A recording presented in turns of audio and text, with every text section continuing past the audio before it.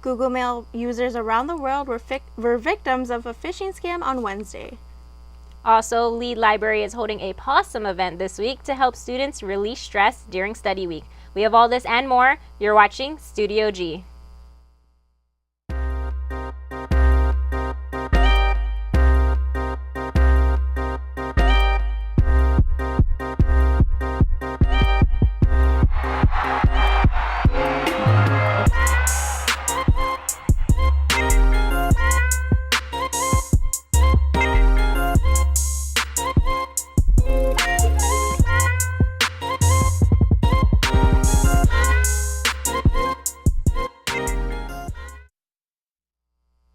Good afternoon, Rebels, and welcome to our last Thursday episode of Studio G. I'm Annabelle Rocha.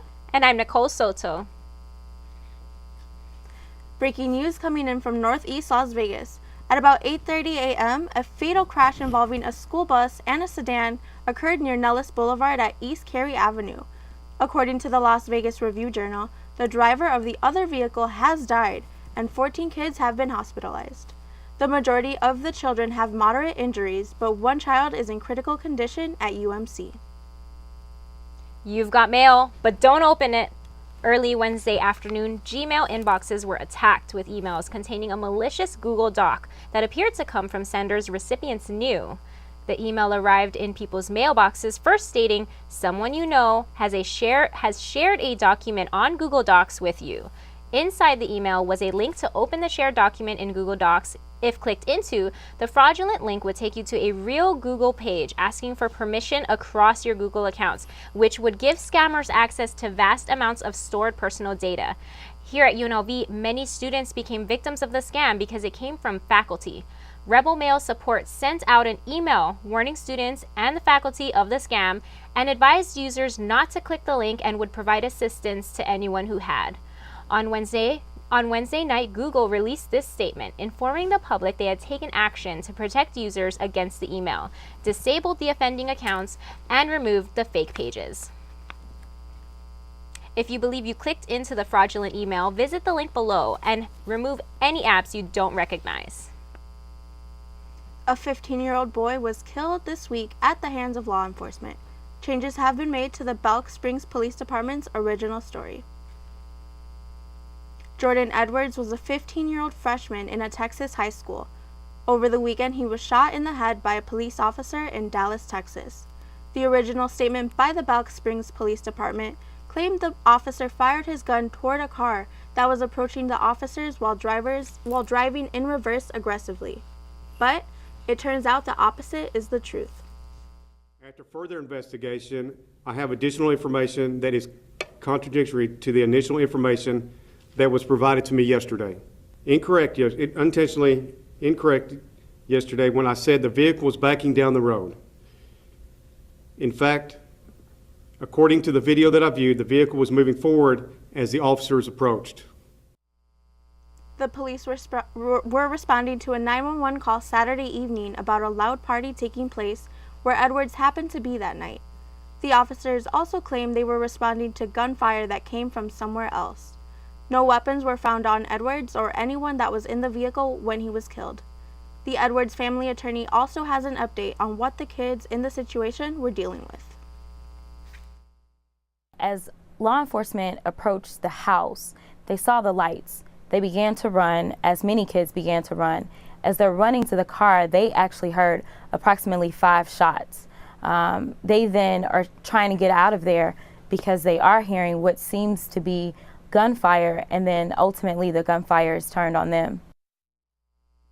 The officer who shot Edwards has since been fired by the chief of Belk Springs Police as an attempt to be more transparent with the public. For the past few days, we have been looking at the local heroin epidemic. Studio G reporter Samantha Rose Keomalu has taken us through what it is like to have struggled with heroin, the history of the drug, and what it does to the human body. Today, we see part 3 of the series covering the specific effects on our community and what is being done to prevent it. Let's take a look. Heroin is considered to be the most dangerous drug of the century. It has no boundaries or specific target group. Heroin and prescription drug abuse is a major crisis in southern Nevada. I spoke with Detective Joseph Panullo from the Las Vegas Metropolitan Police Department to discuss why it is such a problem. It relates back to the prescription drugs. And, you know, kids get a hold of the prescription drugs in a medicine cabinet of grandparents or parents. You know, they look at it as, well, it comes from a doctor. It can't hurt me, or a doctor wouldn't prescribe it. Not every heroin user became a heroin user by prescription drugs. Some, you know, had started out their drug use from, you know, smoking cigarettes, smoking marijuana, and then trying, you know, progressing and end up getting it that way. What we've seen in other, like you take California, when they legalized marijuana, then they quickly went to make the other hard drugs a misdemeanor for a certain weight. And it's happening here in Nevada. A gram or less of heroin, cocaine, methamphetamine, all the dangerous Schedule I controlled substances, they're trying to now make it a misdemeanor. If there's nothing to steer people from it and think, well, if I'm only going to get a ticket out of it, nothing's going to happen to me, I can just keep on using. For LVMPD, it is important to not only end the abuse of narcotics, but also to stop others from getting addicted in the first place. They have teamed up with PACT Coalition to work on the prevention of substance abuse. I met up with Jamie Ross from PACT to hear about some of the initiatives the community is taking to stop the issue from growing.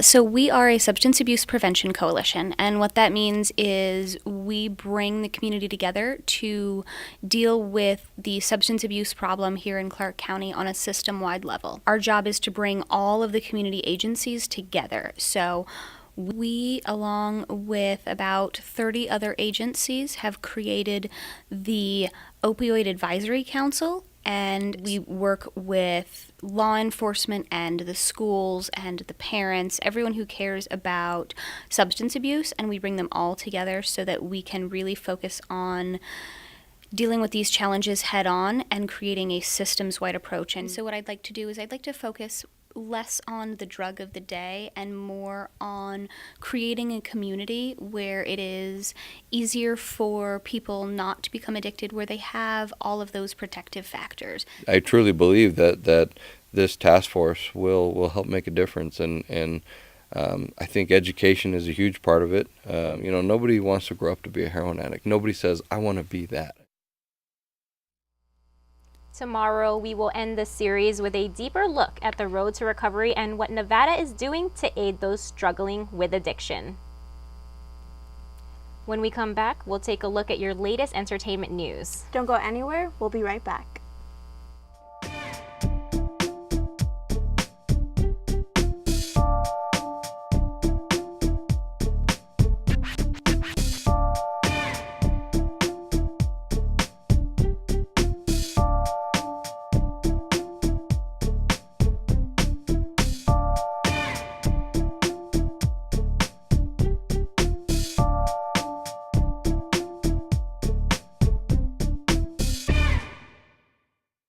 This is a nutrition center. Anyone from the Las Vegas community is welcome. We can get more people into the nutrition center, get them more educated, then they can learn what ways to prevent chronic diseases and to become healthier individuals. All classes are held in BHS building, Bigelow Health Sciences, room 212, and the times vary, but you could always check them at the UNLV calendar or UNLV Today, and all the classes, times, and descriptions are available there. Our Metropolis is a 30-minute show that airs every Tuesday evening at 91.5. You're going to hear Dr. Gary Larson along with our regular contributors talking about what matters to our community. And not only what matters, but why does it matter? We look at our community as a whole, but we also pay special attention to what's happening here at UNLV because that's our home as well. So looking at our Metropolis through the lens of a radio show really gives us the unique perspective to tell a story through words and through people, and I think it makes for a great program.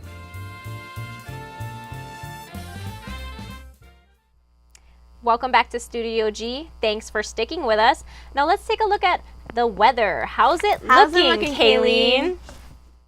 Thank you, ladies. I am Kayleen Talents, and I have your weather segment for today. So we are looking at 80 degrees. Highest is going to be 97, lowest 73. It's very sunny outside, but since the weather is starting to heat up, make sure you stay hydrated because that is very important. But let's go take a look at what's happening in Seattle. In Seattle, it's known as a gloomy city, light drizzles, but the clouds are making way for sun. Today in Seattle, it's going to be low 70s. So that's actually the warmest that they've had ever since September. And so, but just bring an umbrella just in case because the rain might come back, unfortunately. But let's go take a look at our 5-day forecast. On Thursday, we're at 97 degrees. As we make our way on Friday, it's going to be the highest at 100. 100. That's going to be crazy, but Vegas weather, that's what Vegas is known for, aside from being a sin city. But at Saturday and Sunday and Monday, we make our way down to 80s and 70s, mostly sunny and sunny. But since it's sunny outside, go to a day club. We live in a sin city, entertainment city, all fun. It might be a little warm, but take a dip in the pool, enjoy a nice drink, have great company, listen to good music, you will be set. All right, looking into our valley, we are consistent in the 80s. It's going to be 88 in North Las Vegas, Nellis, Las Vegas, and Green Valley. Lowest is going to be Summerlin at 84.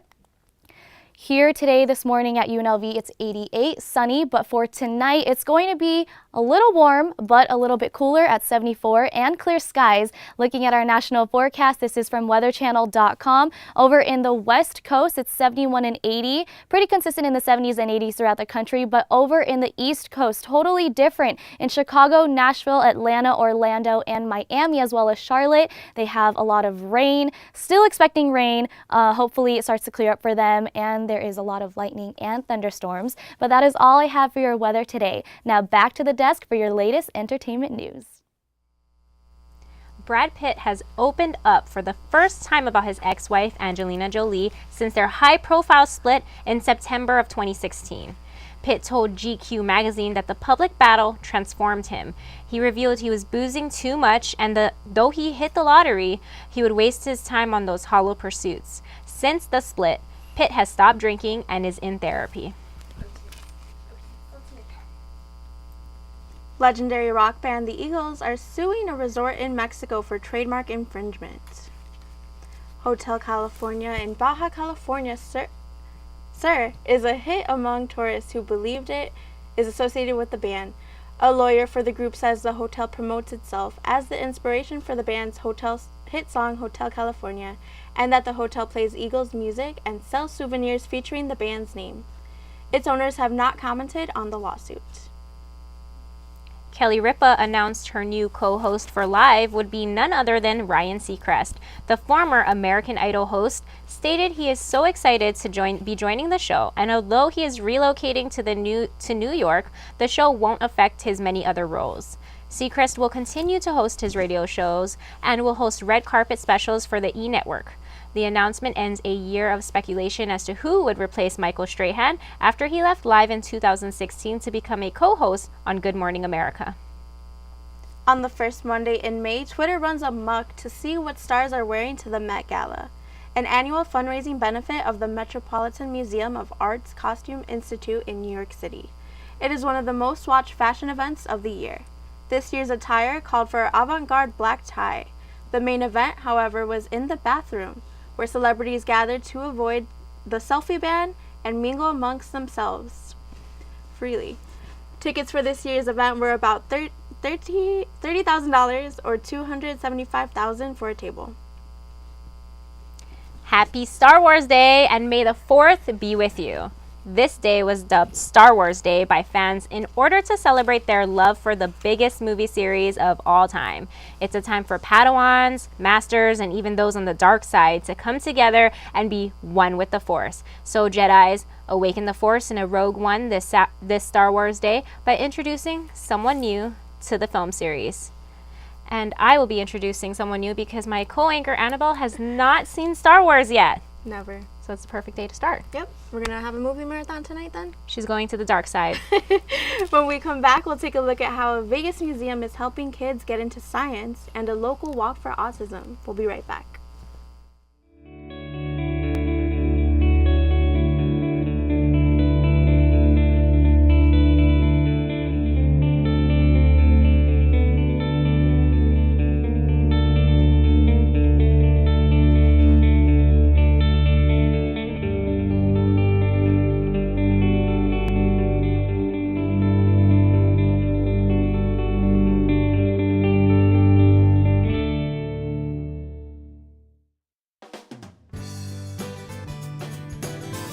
your community's farmers market. Welcoming, lively, friendly. A place where neighbors and friends come together to celebrate their community. With over 50 vendors, organic, sustainable, fresh produce are available just for you. Support and buy local at Fresh 52. Welcome back to Studio G. Snakes, skeletons, and science. Oh my. Science has taken over the valley for Science Fest. The theme this year was Science is Everywhere, and that was definitely true on Sunday when I went to one of its first events at the Las Vegas Natural History Museum to see what it's all about. Science is everywhere, especially here at the Las Vegas Natural History Museum, where I'm here for Ologist Day. Just one event of the Science Festival, a 9-day citywide event that kicked off over the weekend. And the whole goal of the day is to introduce kids to scientists and to let them know that science can be fun, and actually that science is all around them. 12 different scientists participated in Ologist Day and did hands-on scientific activities with the children. I represent the herpetologist part of Ologist. Come in a huge variety of colors and patterns. Here's another one. These two snakes are exactly the same snake, but just different color and pattern. And we're basically here to teach kids that the past is important and fun to study. In this day and age, science is so important, and I love the fact that we have all these different scientists here. And they're doing, it just shows that it's not just one thing, we're not all just over a microscope. I was really interested in like the horseshoe crab and like how the coral was dying out. We learned how some of them shape their head because as you're born, they have really soft heads, so they would put wooden pieces against their head. This is the spine of a triceratops. It's just so interesting to me that things like these lived millions and millions of years before us. What a great way to start. And once they get that interest, they're going to be our future. And the really important thing about Science Festival is everything is free. We want science to be accessible to our students and to let them know it's really an important thing.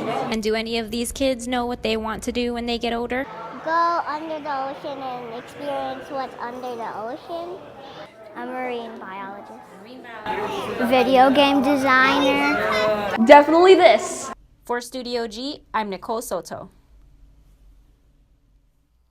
The Las Vegas Science and Technology Festival will host events throughout the city until May 6th. Get more information at scifest.vegas.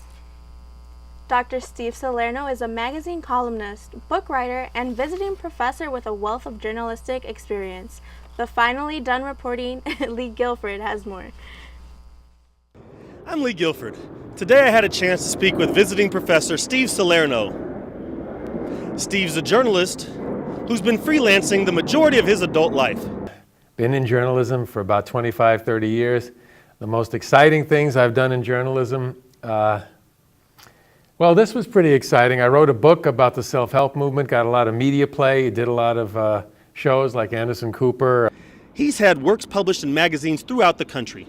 But I've published in all of the iconic magazines and newspapers. I was the designated pinch hitter columnist for the Wall Street Journal for about 15 years between the mid-90s and 2010, and it's been a great career overall. One of his books was even turned into a movie. Got a movie deal at one point that was based on a book I had written, which was a high point financially. The irony of that is it's undoubtedly the book that got turned into a movie is the worst piece of garbage I ever wrote. Sort of comment there about American consumerism and what we value in the society. The movie won its time slot, finished second to the Super Bowl in the week it ran, so I think that's a pretty good accolade. Steve has appeared on numerous talk shows. Again, it's like the old paradox about, how do you get a job if you've never had a job? But editors are going to want to see something you've done that recommends you. So I always recommend send op-eds to your local paper. If you can't get an op-ed published, send letters to the editor. Get something published that has your name on it that you can show. What a fantastic story. I hope young journalists can learn something from that. For Studio G, I'm Lee Guilford. We look forward to Dr. Salerno staying with us at UNLV for many years to come. Town Square hosted a local nonprofit organization's event. Giselle De Los Reyes got the chance to experience it all. The Grant to Gift Autism Foundation is hosting their annual Race for Hope walk here at Town Square. The walk has just begun and the party has also just begun. The Grant to Gift Autism Foundation is a nonprofit organization in Las Vegas that helps fight and spread awareness of autism. Families from all over the valley came together to support the cause. The event featured a timed race, fun walk for the families, a kids zone, live music. You are not a freak, you are a masterpiece. No, I embrace this diagnosis, but it won't define me because I will be alive. And even a special performance from the Blue Men Group. One of the performers, CJ Garcia, discusses his experience with Asperger's, a subtype of autism. Growing up, I've dealt with lots of things like being bullied and having social issues and being socially awkward and having sensory issues, but after growing up and looking more into it, I realized that I'm me for a reason, and I started to embrace the fact that I was different from everyone else, and I started to gain confidence in who I was after that. Different teams that participated in the race dressed up to show their team spirit. Team Drake was awarded the top fundraising team with raising an amazing amount of $11,000, all benefiting Grant a Gift. The event reached their highest number in attendance, all thanks to the support and love from the Las Vegas community.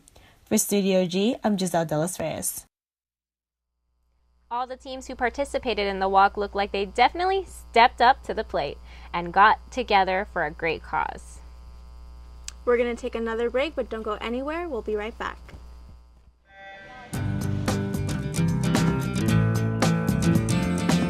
I think we're feeling like excited about the prospects. We know we're going to drop a lot of time, hopefully break a few records, and I think that the team is ready to go.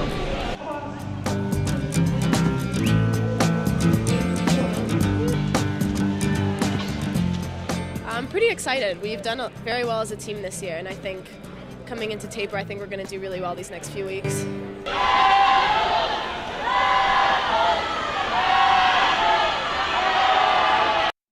To do an internship, you have to do an internship. It's one of the requirements for a journalism major. You have to do an internship before you can graduate. Definitely having an internship as a requirement really helps push yourself out there and to just remind you that your graduation is coming up soon. You're going to have to need some work experience in your career. So it's really good to put yourself out there early on, and they tend to help students a lot more. So when you do a student internship, it really helps out a lot. As far as Studio G, at first it looks overwhelming, and at first it looks like it's a lot of work, but I'll tell you what, it's the most beneficial class I've had at UNLV to date, without a doubt. You get to not only develop stories and work on your interviewing skills, your editing skills, and your shooting skills from a camera perspective, you get to work on all the equipment that's in the studio. So you're working on audio, you're working on directing, tech directing. You get to produce your own show. You can take a 30-minute newscast and make it your own.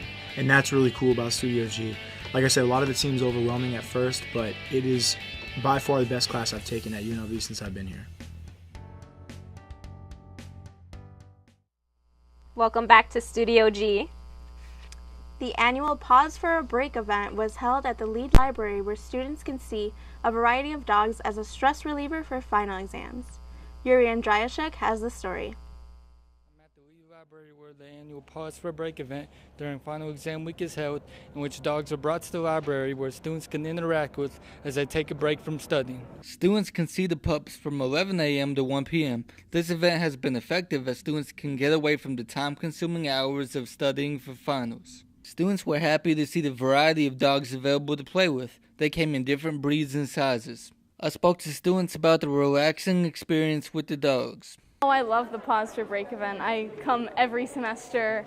It's just a great stress relief. You get all your friends and your so excited about coming to see the dogs. It's fantastic. It just gives me something to look forward to. You know, you're stuck in the middle of study week and you come here, you get to relax, you get to play with some dogs, hang out with friends, and it alleviates all the worries because you see the dogs and they're just laying out, they're getting pet, they're getting loved, and you just kind of feel their energy. It's good. We're a local chapter of Pet Partners, a national organization that does therapy dog work. And so we came here probably about 4 years ago once, just to see if students would be interested in meeting our dogs during exam time. And they just absolutely adored it. So we've been coming twice a year for 5 years.